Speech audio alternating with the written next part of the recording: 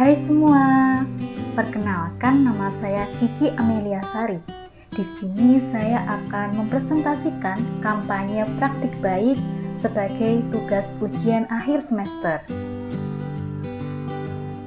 Judul yang saya ambil adalah penerapan scaffolding pada zone of proximal dalam pembelajaran sosiologi kelas 11 SMA Negeri 6 Malang.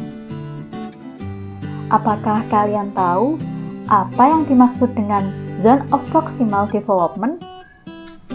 Zone of proximal development adalah jarak antara kemampuan siswa untuk melakukan tugas di bawah bimbingan orang dewasa atau dengan kolaborasi teman sebaya dan pemecahan masalah secara mandiri sesuai kemampuan siswa. Kemudian, apa itu scaffolding? Scaffolding merupakan proses atau rangkaian dukungan sementara yang diberikan kepada siswa untuk membantu mereka belajar dan menguasai keterampilan maupun pengetahuan baru. Scaffolding seringkali digunakan untuk membantu siswa mencapai batas atas dari zona perkembangan proksimal mereka. Seiring dengan meningkatnya kemampuan pelajar, dukungan scaffolding secara bertahap dikurangi, sehingga mereka dapat menyelesaikan tugas secara mandiri. Ketika saya melaksanakan PPL di SMA Negeri 6 Malang, saya menemukan suatu permasalahan di kelas 11, yaitu peserta didik mengalami kesulitan memahami perbedaan antara penyimpangan primer dan penyimpangan sekunder di dalam mata pelajaran sosiologi. Hasil yang dicapai terkait penerapan scaffolding pada zone of proximal development sebagai berikut. Pertama, terdapat peningkatan hasil belajar. Kedua, peningkatan kolaborasi antara peserta didik dengan guru maupun antar peserta didik.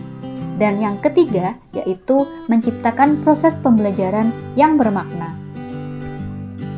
Lalu, bagaimana ya pelaksanaan pembelajaran dan replikasi terkait penerapan scaffolding pada zone proximal development? Yang pertama, guru memberikan pertanyaan pemantik. Kedua, guru memberikan gambar pemantik.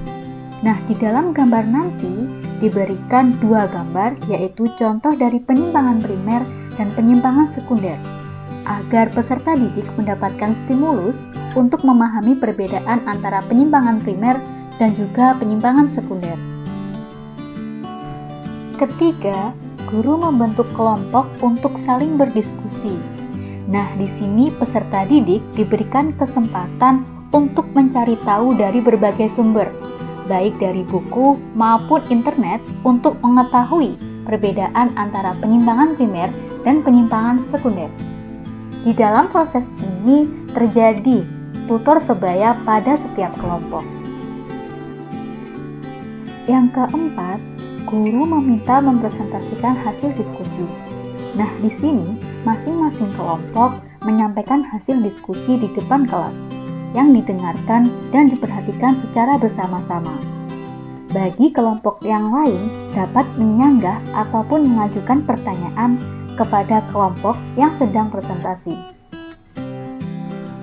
Kelima, guru memberikan asesmen formatif melalui game workball yang dikerjakan secara berkelompok. Yang terakhir, guru memberikan penguatan materi dan refleksi. Setelah semua mengerjakan asesmen formatif, peserta didik diberikan penguatan materi berupa perbedaan penyimpangan primer dan penyimpangan sekunder. Kemudian, kami melakukan refleksi terkait pembelajaran hari ini. Cukup sekian yang dapat saya sampaikan. Terima kasih, semoga bermanfaat.